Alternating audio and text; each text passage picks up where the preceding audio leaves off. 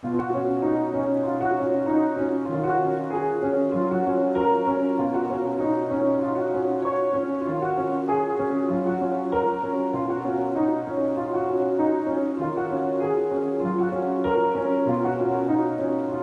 my name is Austin Unruh, and I run a company called Trees for Grazers. So what we do is we like to say our goal is to take grazing to new heights. So most of our clients are exactly that. So they're grazers. They are people doing grass-fed beef, grass-fed dairy. We're based in Lancaster County. We're in Morgantown, so I can see Berks County, I can see Chester County, and I live in Lancaster County. But most of our clients are Lancaster County. They're dairies. They're selling to Organic Valley, or they're selling to another grass-based or organic dairy cooperative is most of them, or a lot of them are independent and they're selling directly to consumers. But they're all based on pastures. And so for farmers like that are taking really good care of the land and have the land in perennial pasture, and then they have their livestock out on the pasture, they're looking for how can we provide shade, how can we integrate new crops, how can we provide more feed for our livestock. And that's where we come in, and we help them integrate those trees. I wish I had a clicker, but I'll have to keep going back to the keyboard to advance the slides. So our goal is to be a one-stop shop for farmers. So we take care of everything, and we want to make it as easy as possible for people to say yes to Silvopasture. So we have a planning and consulting team, and then we help folks go after funding, because it's hard for people to justify cash flowing this on their own, because it's, as with any tree planting, you have a significant cost in the establishment, and then it's several years or even decades until you see any significant benefits from it. So going after grant funding is what we do there. We have our own nursery where we're growing Silvopasture specific trees for people. We do planting, and then we do aftercare. And I should note that even though our name is Trees for Grazers, so our focus is Silvopasture. But I actually got my start in riparian buffer contracting. So for the first number of years that I was in business for myself, I only did riparian buffers, and actually mostly multifunctional riparian buffers was my goal, is to focus on how do we integrate trees on the landscape in a way that makes sense for the landowner, in a way that is attractive for the landowner. It's not just providing conservation benefits, but it's also providing economic benefits and personal benefits to the landowner. So how do we make conservation itself more attractive to people?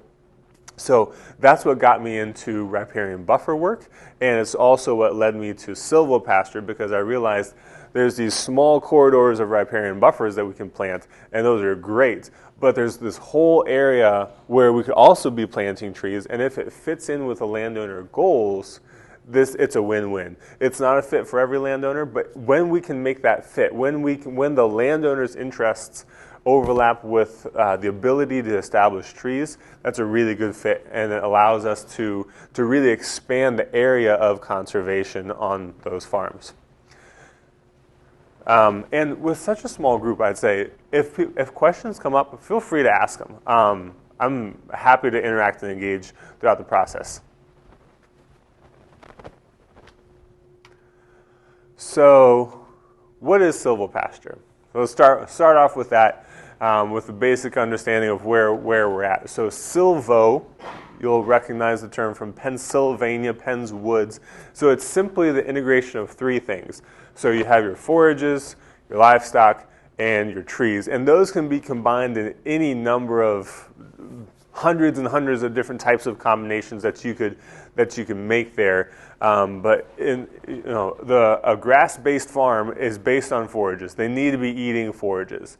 And then you have your livestock that are consuming those and turning them into beef or dairy or whatever it is. And then, for the most part, we're looking to integrate trees into these plantings. So there are two ways that you can develop a silvopasture. The one is you can take an existing forest or woodlot and you can thin it to create a silvopasture. or you can take an open area and plant trees into that in order to create a silvopasture, kind of like a savanna landscape is what your end goal is. And most of our work is taking an open area, open pasture, and planting trees into it. We're in Lancaster County. Land costs $30,000 to $50,000 an acre for farmland, so people don't let it grow up in shrubs and brush. So most of our focus is planting trees into pastures to provide benefits to the farm and to the livestock in particular. There's not a ton of silvopasture happening around here, so most folks are not very familiar with silvopasture. But there are some examples out there globally that can inform us. So this is a picture of the Spanish dehesa. So Spain and Portugal, there's this really large area. I looked it up, and it's about the size of the country of Belgium that is covered in this kind of land management system. So you can see here, you got forages and you've got oak trees, and they have a couple different types of oak trees that they use, some for acorns more and some for cork, where they're actually harvesting the cork. Was that intentional? Or just... Yeah, yep. So this is a really old system, right? So they've been managing this kind of system for centuries, probably millennia actually, where they integrate. So they have these trees that are there feeding cattle and sheep and hogs in particular. Is what they're known for. The most expensive, most premium ham in the world is called the Iberian ham, and that's what comes from hogs that are finished on acorns in the dehesa. And it's well known for its environmental richness. This is a picture of what what we would like to move towards in a lot of our projects, and what the kind of our guiding light for silvopasture. This picture was taken at Virginia Tech. They are probably the institution that's done the most work on silvopasture. And what you see here is you have livestock that are in the middle of the pasture. They're about as far away from the trees as can be in this picture. And that's because there's a multitude of trees. They're well spread out. The canopies are high up on the tree, so that the shade that comes from those trees, it moves a lot throughout the course of the day. So rather than having one tree out on the pasture and you have all the livestock congregating underneath that one tree, and then that tree dies, you have a well spread out shade, and then the livestock spread out, and then you don't have concentration areas that you're creating. And so you get good utilization of your forages, because livestock can be kind of all over the place, and you get a really neat savanna-like ecosystem from this. So just for sake of our understanding, we want to be sure that this is not silvopasture, right? So having one tree, like I was just saying, you're gonna kill that tree, because there's going to be livestock congregation right underneath there. There's going to be compaction of the root systems. They're going to be over nutrifying that soil, and that's not good for our trees. This is actually my neighbor's right here, and you can't quite see it very well, but there's a stream coming right there. Actually, my house is just right over here, so the stream comes by our place, and then right there, the cattle in the middle of the summer, that's where they go, because that's where they can find some cooling, right? So they have the shade of that one big tree, and then they can get down in the water. They can find some relief from the heat of summer. That's not what we want to see, right? We want to create incentives. We want to create opportunities for people to pull their livestock away from the stream by creating shade and allowing livestock to get cooled elsewhere. So silvopasture is one practice in a broader suite of practices known as agroforestry, right? So windbreaks, alley cropping, where you are harvesting crops like chestnuts or walnuts or something like that in the midst of an agricultural crop. Forest farming is often growing like shiitake mushrooms or ginseng or something like that in the woods. Of course, we're all familiar with riparian forest buffers. But silvopasture is the most widely applicable practice of those agroforestry practices on the largest acreage. As we know, riparian forest buffers are incredibly important for environmental quality, but they tend to take up a pretty small sliver of the landscape, whereas silvopasture can be applied anywhere where there's grazing. Silvopasture can happen there. So it's a tremendous acreage nationally, but also just in our local areas. There's a tremendous amount of land that is in pasture, where it just makes sense to integrate trees, where they can address both farmer concerns and also can create public benefit as well. A number of years ago, a group called Project Drawdown did some work on quantifying the most effective means of addressing climate change. Many of you might be familiar with this. And when they came to silvopasture, it ranks as the #1 way to sink carbon on active farmland. There are practices that rank higher in terms of mitigating new greenhouse gases, but when it comes to sinking carbon on farmland, on land that we maintain in agriculture, silvopasture rises to the very top. And it's even significantly more effective than just converting from cropland into permanent pasture. That's a big bump that we get from converting from cropland annual tillage into perennial pastures, but then silvopasture takes it to a whole new level yet.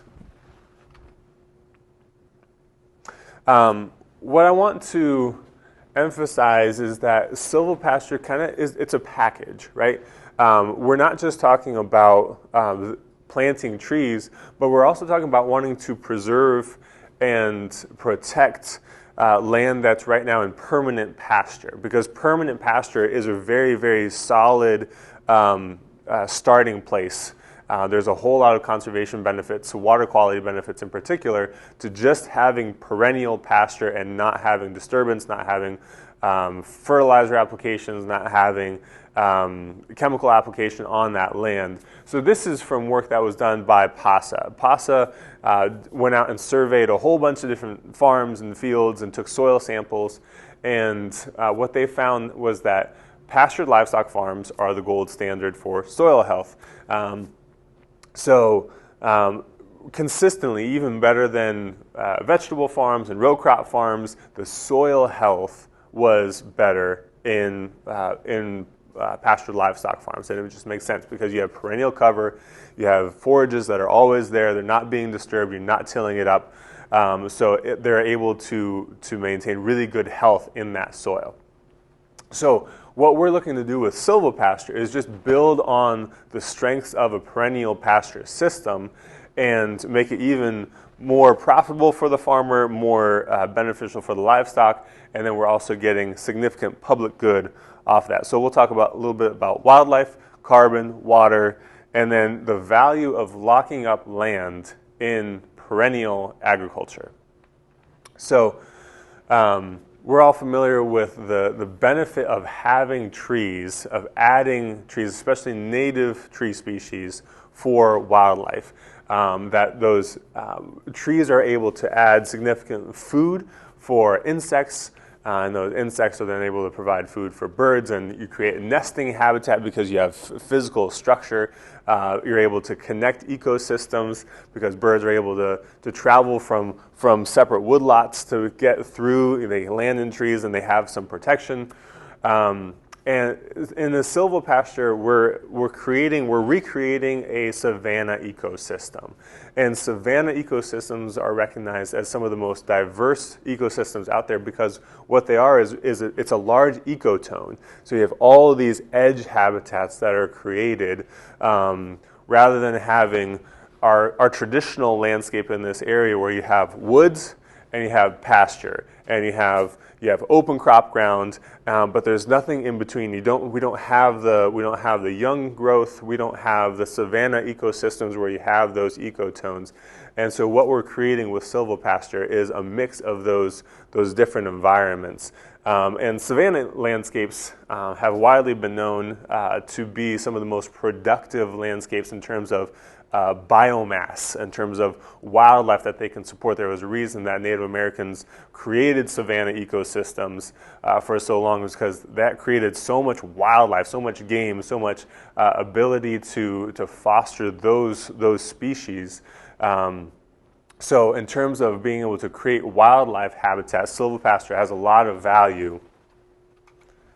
And just to emphasize that, in the largest area that I'm aware of globally in silvopasture, the Dehesa, it is home to many, many endangered species that might not otherwise exist if this was just a wide open pasture. And this could very well just be wide open pastures and with no trees integrated, because it's taken real work and an effort and management by people over the course of centuries to establish those trees, protect them, manage them well. If it wasn't for the integration of trees into those systems, a lot of those species might not be able to survive. And it's widely recognized as a very, very important region for Europe in particular. So then when it comes to water quality and carbon, those two things are very closely related, right? Because the more carbon that we have in the soil, the more of a sponge that we create, that we're able to soak up and store that water in rainfall events. So because silvopasture is so potent at being able to sequester carbon in the soil, it also makes for a really, really high quality sponge. So we're able to infiltrate that water. We're able to reduce water by holding that water on the land where it's supposed to be, where it's going to be of benefit to the farmers, rather than rushing off and creating a nuisance out of it.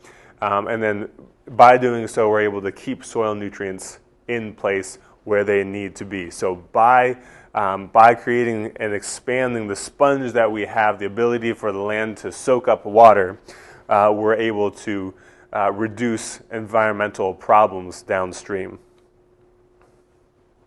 And this is something that the ability for silvopasture, for a well-designed, well-managed system to make perennial agriculture more profitable, might not initially be seen as a conservation benefit, but I think this is very, very valuable.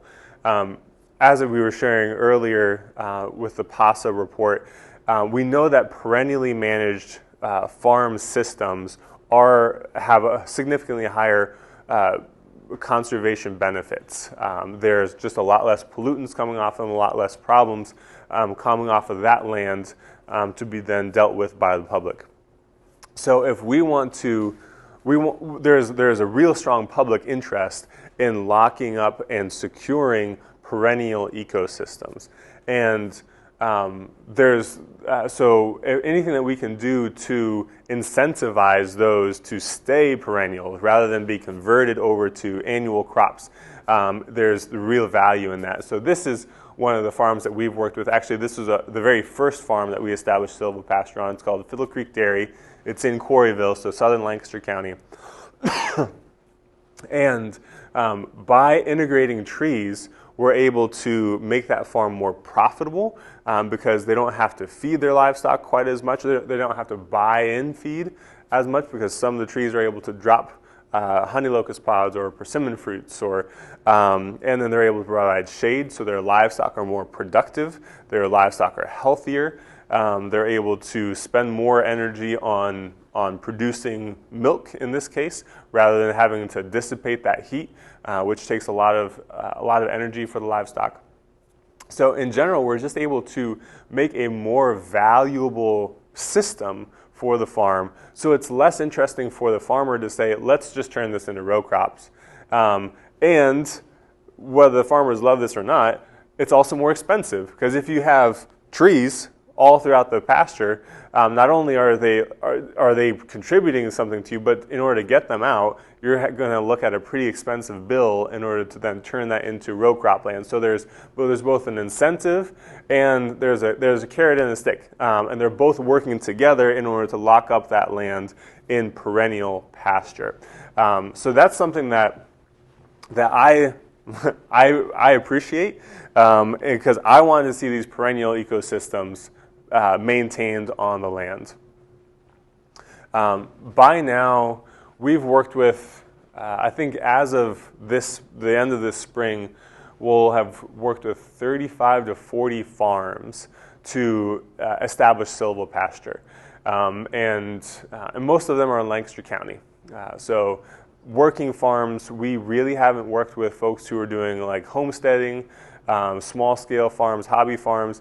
Most of our clients are active full-time farmers where that's their main vocation. And this works very well with homesteads, and it's even easier, but most of our focus has been on working with folks who are doing this for a living. So it's not just an ecological thing. It's not just something that people are doing for environmental benefits, but people are really latching onto this as something that will work with their farming system.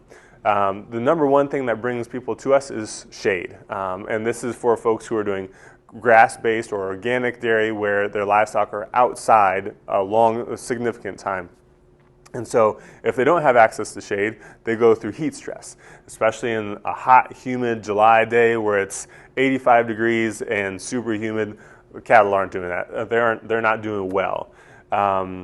So shade is the number one thing that brings people to us. People have a kind of visceral understanding that my livestock are not loving this right now. If I'm not loving it, my livestock are not loving it. Having the ability to provide windbreak is valuable. Feed is probably the second most valuable thing that people want from this, and then the ability to diversify their income streams is something else that we're integrating depending on the client. So just real quick on the shade thing, as we get hotter temperatures and crazier days and even summer-like temperatures in the middle of spring, people are recognizing I need to do something. I need to create more resilience on my farm to wacky weather conditions. Whether our farmers believe in climate change or not, or whether it's human-induced or whatever, a lot of our clients don't believe it. But that doesn't really matter because they know that it's hot out there. So they want to plant trees. And the beautiful thing about silvopasture is it increases resiliency to climate change while also directly addressing it. And then there's studies out there that show that you can see real benefits, real increase in milk production, which is the livelihood for most of our clients, by having shade to reduce heat stress for livestock. So, like I said, we're finding really, really strong interest for this. And to paint a little bit of a picture, there's almost no one doing silvopasture in the country. I've been connected to Virginia Tech. So as I was mentioning earlier, Virginia Tech has done a lot of work on this. And in the last 10 years, there's probably 5 people that have established silvopastures in Virginia. It's really, there's almost nothing. And I've toured most of those farms. I've gone down to Virginia Tech. They've given tours of different farms. So I've seen most of them. But we've found that when we're able to offer the right support for farmers, that there's a whole bunch of people saying, yep, this makes sense, I am in. And that's what we do. That's why we are a one-stop shop, where we've tried to make it as easy as possible for people, where we sit down with them to develop a design, a plan for the system, and then all they have to do is sign on the dotted line, and we'll go after the funding, we'll put a crew together to do the planting, all of that stuff. So we make it as easy as possible because farmers have a lot on their plates. Most of our clients have wanted to get some trees established on their land ever since they moved onto the land or took control of it. But there's always a huge to-do list for a farm, right? And most of that stuff should have been done yesterday, if not like 5 years ago. So planting trees and spending the money and the time to plant trees when you know that they're not going to get you anything for, let's say, 5 years at least, that's pretty tough for most farmers to get up the energy and the time and the funding, the money to make that investment. So that's where we come in. We make it happen for folks. And that's been very gratifying to know that this is possible, even though it hasn't historically been done. How many landowners would do riparian buffers if no one was providing them with free trees or with programs or that kind of stuff? Not a whole lot, but yet we see a lot of riparian buffers out there. Similar for silvopasture, but I think the key here is that you can make it attractive to farmers where they get how not only is this going to benefit the community, that not only is this going to benefit the environment and the water quality, but this is also going to benefit me, so I have additional incentive to do this. So basically, you have to know what the farmer wants. If he's doing cows, what the cows eat, to know what trees to plant, what the cows will eat, and how to keep the water. The trees? Last year was the first year that we told folks we've got to water these trees because we had that 6-week dry spell in the middle of spring, hot and dry. But usually we don't water. Usually what we do is we put a lot of wood chips around the base of the tree, and that's the best watering that we can do, is just conserve that moisture. If you need to get them through a drought, we had people run around with water tanks, and that's a pain, but typically we don't have to. And wood chip mulch goes a long way. That's the best thing that we can do, is to just give them that support in the first year. And if we can get them through the first year, they're usually good. To what degree is climate a very important part in all of this? I imagine it does, right? Climate control, does it play a very important part, right? Depends on who you're talking about. So some of our farmers really want to be planting these trees in order to sequester carbon, and that's a big motivation for them. Most of our farmers don't. But it is a driver for the funding side of things, and that's the key thing, is that in order to, because we can sequester so much carbon with trees, that allows us to get funding for those trees in order to bring it to our farmers. So we always kind of have two customers. So we have the farmer, but then we also have the funder. And so for the funders, the carbon and the climate side of things is more of the driver. And for the farmer, we're really tailoring the system in order to address their needs, their goals, which mostly pertain to shade and feed and that kind of thing. Do you often, during that period of 5 years, where obviously you don't have the trees or anything, to really help the farmers, do you rely on data like weather reports to really help the farmers locate the ideal spot? Since climate plays a major role in this. Do you know what I'm talking about? We don't really. During the first 5 years, what most of our interaction with a landowner is doing maintenance on those trees. So again, there's a whole laundry list of things to do for farmers. And usually getting out there to protect those trees and to do preventative care on the trees doesn't happen, right? It never gets to the top of the priority list. Just like anyone who's relied on landowners to go out there and do control on their buffers, how well does that work, right? It doesn't work so well. Even though people have incentive to do it for silvopasture, it just never gets to the top of the to-do list. So that's our main engagement with landowners.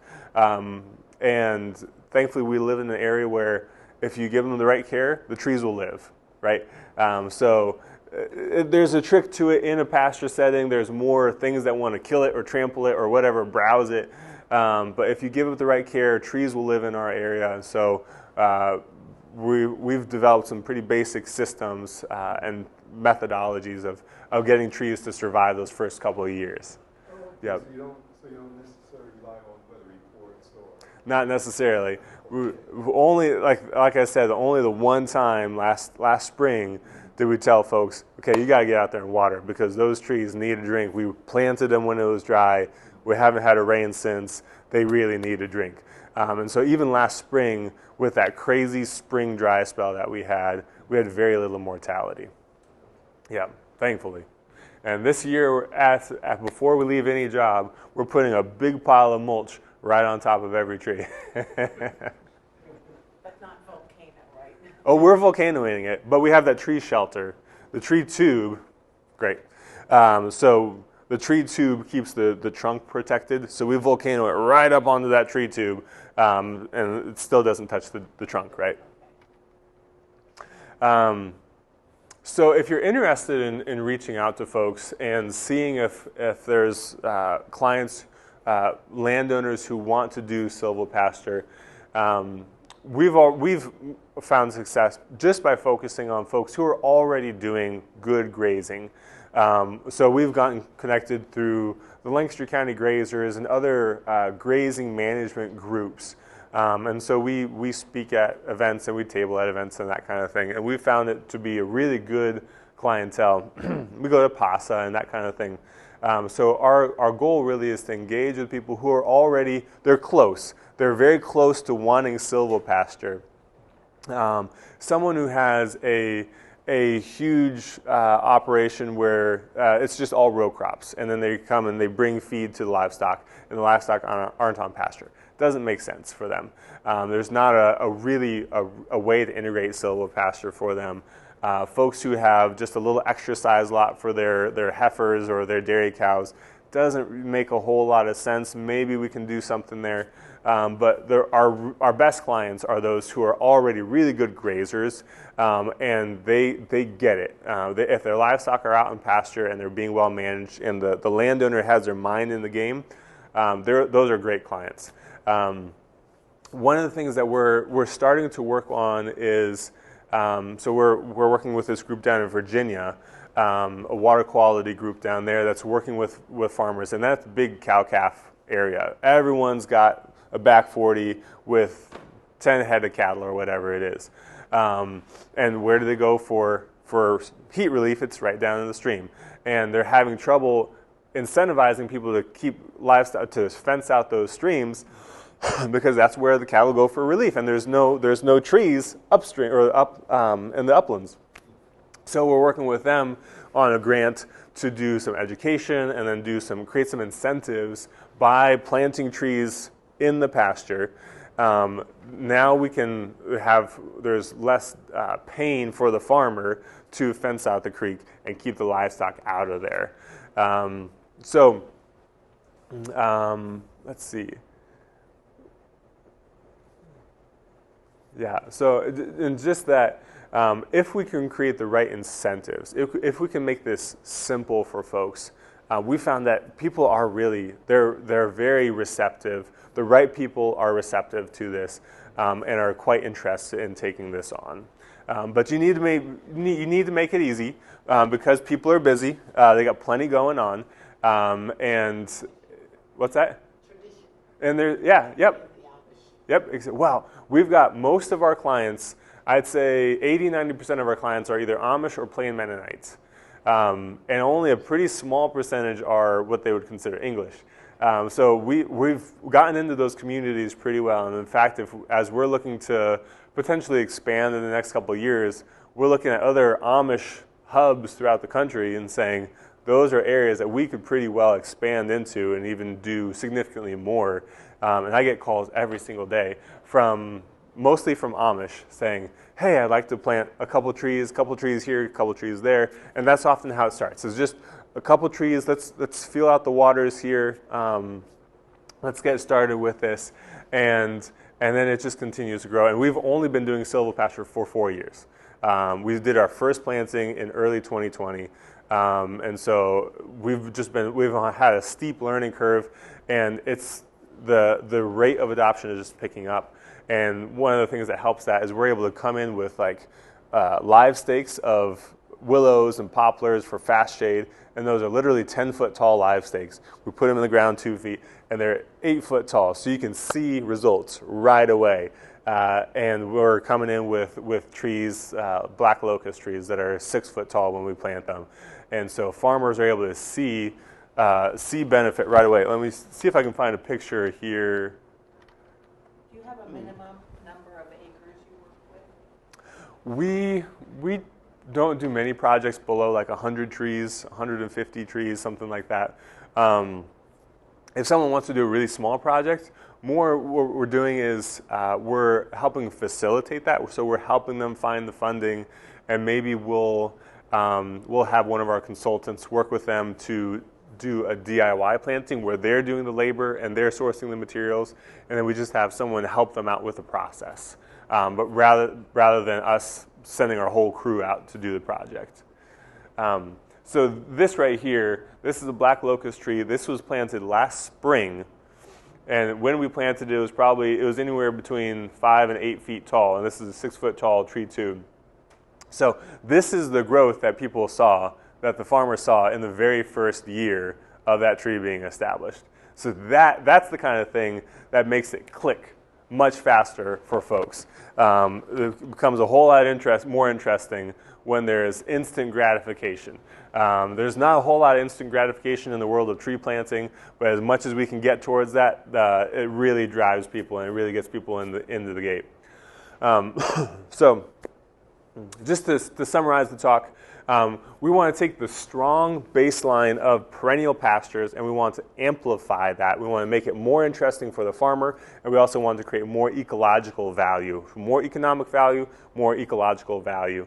The ability for trees to sequester a lot of carbon is really what drives the ecological value, the ability to store a whole lot of water in the ground, and then also it's creating climate resiliency for the farm, and it's also addressing climate change directly through a lot of carbon sequestration. Silvopasture as a practice is really growing. There's a whole lot more folks that see the benefit for it, and like I say, if there's entities out there that can make it simple for people to adopt, there are a lot of farmers out there who will line up and say, yes, this makes sense for me. Yeah. They keep the same amount of livestock on the silvopasture as they would on. Yeah.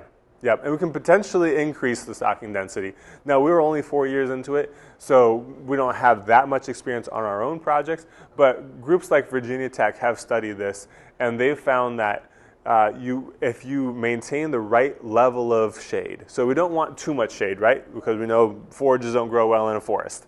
But if you have too little shade, your cool season forages, which is most of what grazers have, is forages that grow in the cool season, they get heat stress too during the summer months. So what we can see is that we can actually get a little bit more forage production during the summer months when it's really hot, when there's some trees there to provide shade and provide some cooling for those forages. So based on the work that's out there, we shouldn't see any decline in carrying capacity in a well-designed system, and we should actually see an increase because like honey locust trees like pictured on that image are able to drop a significant amount of feed that can supplement and bring a lot of additional feed energy during the winter months. Okay, so this is a quick plug.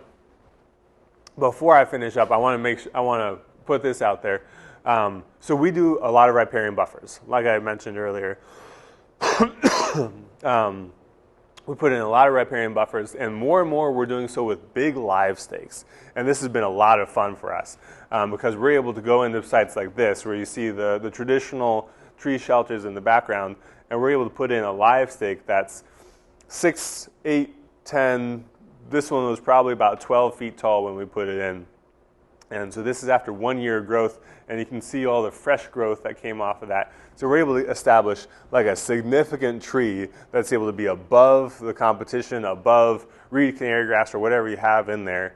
And we're able to do so. We're able to get a taller tree, larger, and actually because we are able to put them in faster, we're able to charge about half the price of doing kind of a more traditional with a tree shelter and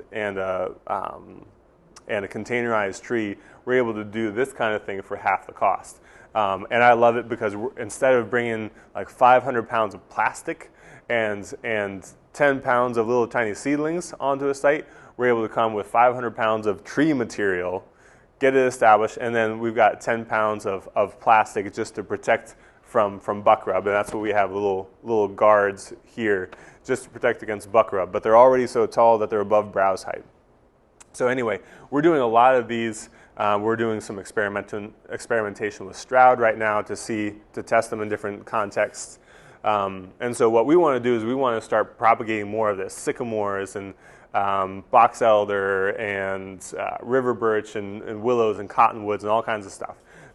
So we're looking for more land to do that on, but land in Lancaster County is pretty expensive, so we can never afford to buy land in order to do this. So if folks know of land or landowners or whatever where this could work, just reach out, let me know, and we're looking to do a lot more of this. So with that, we can open it up for a more formal Q&A if folks have questions. Yeah? In terms of the species selection, you mentioned the honey locust with the food production component of that. Yeah. Is the nitrogen fixation an objective with the legumes as well? Yep. So black locust and the honey locust are two nitrogen fixtures that we integrate pretty commonly. And yeah, that's definitely a thing, especially for black locust, because black locust is a stronger nitrogen fixer. It fixes more nitrogen. What we kind of split our trees into two groups. We have our fast-growing shade trees. So that's our hybrid willows, hybrid poplars, and black locusts. And that we put out there really just for fast shade, so we can get results that within 2-3 years that those are able to provide some shade and some physical tangible benefits to our farmers. But those trees are probably not going to be there long term. We want to take them out eventually, and as our slower growing trees, our honey locusts, our persimmons, our oaks, our hickories, those kind of trees, as those grow and are able to provide shade, then we can take out some of those faster growing, shorter lived shade trees. And nitrogen fixation is one of the big things. And then one of the things that I love is when people are into bees. Beekeepers really love trees. And it's fun to work with them because they get all excited about, can I add black locust for a certain period of the year, and then can I add basswood for during the summer? And it's a lot of fun to work with beekeepers for that reason. And a number of our farms, they either have bees themselves or they have someone that keeps bees there, and so that's justification for more diversity. And the more reason that we can have to add more tree species diversity, the more fun it is to create those systems. Yeah. It was like 10 years ago, NRCS took the position that they weren't going to work on silvopasture. Do you see that changing? No? No. I think it will change eventually. I think it's a matter of time. But the state conservationist has said that they will not support silvopasture. We do have a path forward to get it supported. And so together with PASA and the Alliance for the Chesapeake Bay, we applied for a conservation innovation grant sometime last year, and we should get news about the results of that application in the next month or so, is my guess. And that was what the state conservationists told us, is that in order to get Pennsylvania and RCS support, that there needs to be a SIG grant, and then show that 80% of landowners can do this effectively. So that's our goal. I think there was some prior negative experiences with silvopasture, where silvopasture was established and it wasn't done so well. The success rate was low, but we've been doing this enough now, and we get feedback on everything. So we do our planting, and then we're doing our maintenance, and we're going out and seeing what's wrong, what's not working, where are the issues, and so we're able to right away put that back in, to get that feedback into our planning process and then our planting and everything. And so we're able to get a really tight feedback loop on what's working, what's not working. And when done correctly, we're seeing survival rates upwards of 90%. We just did we just did a third phase planting on this. The largest grass-fed dairy in Pennsylvania is in southern Lancaster County, and we've done 90 acres of silvopasture there now. It's a big mechanized farm. That they have large tractors, but silvopasture still works for them. So we've done 3 phases, and just this last phase was about 30 acres. And when we went back and we replanted some trees on their 40 acres that we did 2 years ago, we planted over 1,200 trees. We had to replant, I think it was 35 trees on that, just a week ago. So what does that represent? It's like 3% mortality or something like that. And that's with deer and livestock and all the normal challenges of a riparian buffer, plus livestock. So we were very happy with the survival rates on those projects when we're able to do things right. Yeah. So I'm pretty confident that eventually we will get NRCS support, but It's just like all the language out of the USDA right now is climate resiliency. Yep. And then on the other hand, we don't do silvopasture. No, not in PA. Most states do, but they don't have silvopasture. But people aren't doing it. Yeah. And that's something where we're actively training people to take our business model and adapt it for their region, because there's areas like Missouri or Virginia where there's so many cow-calf producers, so many farms, where this just makes so much sense, that I want them to be able to create businesses to serve people in their areas. And there's NRCS support in those states. Are you selling your carbon credits somewhere? You have a couple of places. We have not done any direct carbon credit sales. There is a group out there called Working Trees, and that's their whole thing is carbon credits for silvopasture. Most of our projects in Lancaster County they get water quality related funding, because Lancaster County needs so much water quality work. There's funding to be spent there. So that's most of where our funding comes from. And now one of our largest partner is Organic Valley, and they got a large Climate Smart Commodities grant that hopefully will be paying for a significant amount of tree planting as well, and that's carbon related, but there's no sale of credits directly involved, at least not that we're engaged with. And I try to stay out of that. And since you're working with Stroud, Mhm. there's a constant stream of data going back to Stroud? Well, not on the silvopasture projects necessarily. We've collaborated with Stroud on those, but mostly our riparian buffers is where we're collaborating pretty tight with Stroud. Like we do subcontractor work for them for riparian buffers all the time. Yeah. What were some of your more difficult issues you had to solve? With the tree establishment, a couple of things that we're looking to make progress on in the years ahead is the number one thing is nursery stock.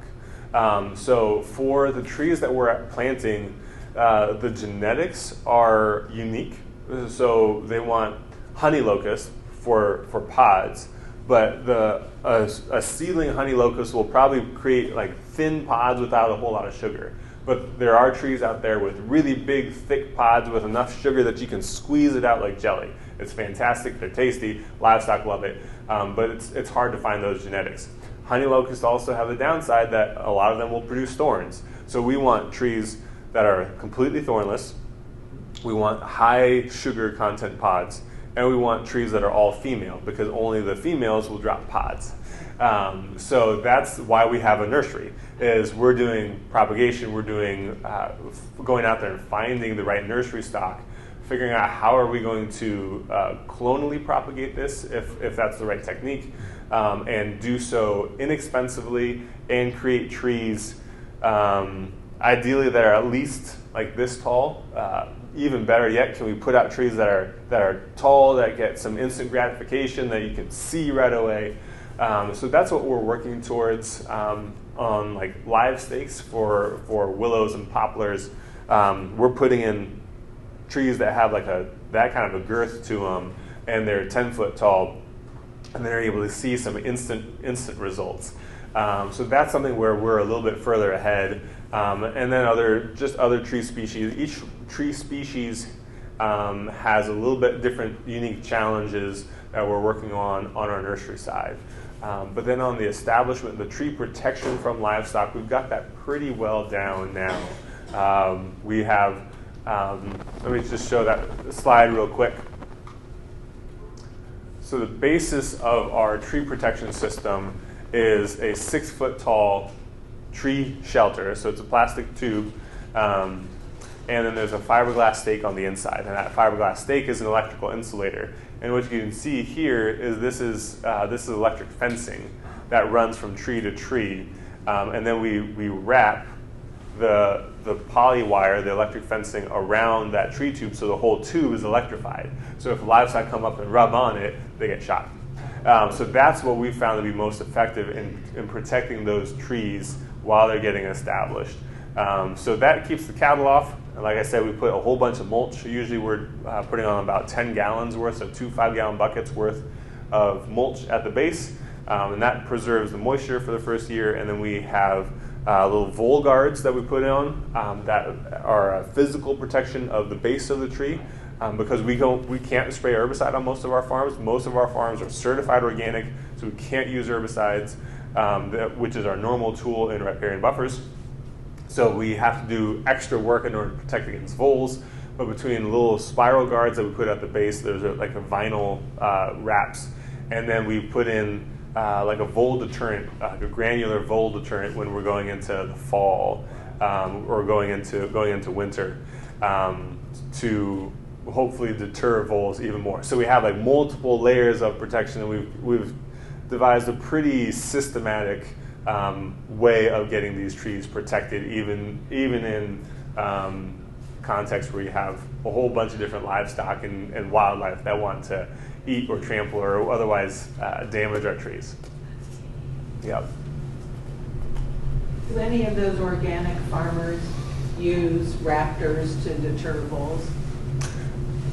I know out in California at the wineries, apple boxes are very popular in the wineries. We haven't really gotten into that.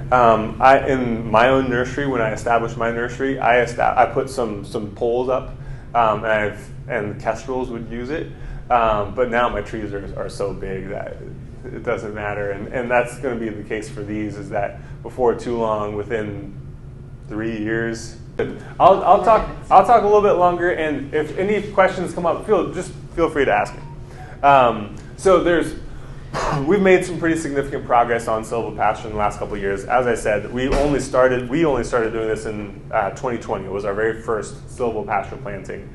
And when I look back at it now, I'm like, wow, we really didn't really know what we were doing. We were just kind of making stuff up as we were going along. But we've really systematized things in the last number of years. Like I said, just more effective protocols and methods for establishing trees, better tree stock. And then because we now have demonstration sites and we have videos and pictures, like we can educate people a whole lot more. And then we also have like very leading farmers, like this farm. This is the large grass-fed dairy. Like they're very vocal proponents of grass-fed dairy and grazing management, and they've become really vocal proponents of silvopasture as well. So that's really helped get the word out. This was part of a slide that I used for the Pennsylvania State Conservation Commission, showing that we are already doing a whole lot more silvopasture than basically any other state. If you were to look at a map of the amount of silvopasture being implemented in the country, Lancaster County in particular would be red hot. It would be the biggest area where there's the most density. And this was a year ago, so at that point we had done about 25 farms. As of this spring, we're going to be up at 35 to 40, somewhere in there, farms that we've worked with to integrate Silvopasture. And in the next couple of years, we'll be at the place where we can start having other hubs, or we can have a travel consultant on staff who can go to other areas, because right now we've been limited to just kind of the hour or so around our region. So we haven't traveled outside of that. But I know that there's farmers scattered about who would love this, and then there's hubs like in anywhere where there's a whole bunch of grass-fed beef or cow-calf operations. It makes a lot of sense, and so the ability to expand silvopasture is really there. Like I said, we're doing professional trainings where we are working with TSPs or even independent people, bringing them out and training them on what we're doing, the methods, the techniques that we've found to be effective, and wanting them to replicate this success in their states and their regions. I would love for a day when every single county has someone that can help a farmer with integrating trees into their pastures. These are folks from Working Trees who are working with farmers to pay them for carbon sequestration, pay them for carbon credits for silvopasture in particular. So here they were out, they were taking measurements of trees, and they were developing an app that can estimate the biomass of the trees quickly through your smartphone and through being able to take a picture, and then you can get that verification that so much carbon was sequestered. And this is the black locust tree in its third growing season, for reference. And those were planted as little tiny guys. Now we're planting trees that are yay tall, but those ones were really small. So in 3 years, that's already providing significant shade. And pollination right there. A whole bunch of bee food right there. And then what we found is the number one bottleneck is funding, and consistent funding, because our first number of years we tapped into water quality related funding mostly. In particular, there were like multifunctional buffer funds that DCNR was putting out, and we were able to use them as silvopasture, kind of a combination, because we did our silvopasture plantings in the wide area of the riparian buffer. So we did like a traditional buffer, and then we had an area outside of that was more of a silvopasture buffer. So those are the first couple plantings that we did. But it's been tough for us to find funding that we can use consistently year after year, largely because there's no NRCS EQIP funding. So at some point, I'm confident that will come about. But it's been a lot of navigating different programs. Thankfully, the State Conservation Commission is now supportive of silvopasture, so anything coming out of them can fund silvopasture now. And there's more, there's a Climate Smart Commodities grant that came out that was awarded specifically for agroforestry. Now it's a national grant, so anyone in the country can apply for it, but we have a number of projects that we're applying for that funding, and that's 4 years yet on that grant, so hopefully we'll be able to go back to that several times. So I see good movement in the financial support for silvopasture, but there's definitely a long ways to go yet in order to provide consistent, steady support that if someone wants to do this practice, that's there.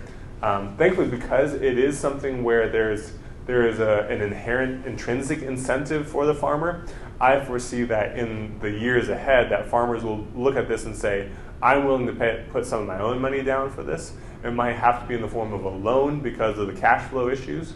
But I think a lot of folks will in the future, once they have confidence that this is going to work and this is going to contribute to my farm, that they'll say, hey, I can put in, whether it's 50% of the funding, 100% of the funding, I think a lot more farmers will say, I'm willing to invest in this out of pocket. For now, while it's still very experimental, and the trees, even though we're several years in, they're not providing a whole lot of the shade or the pods or the feed that people are expecting, I think it'll be a couple more years yet before we get to that point where there's a lot of farmers who are willing to pay this out of pocket. And in which case, I think some kind of a conservation loan where we're able to reduce the interest rate through conservation money would be about the right program, where there's skin in the game from the farmer, but then they're also able to tap into some resources that make that less of a financial burden on them. Well, thank you. I think it's probably the end of this. I think we're probably about done. Thank you. Yeah. Thanks.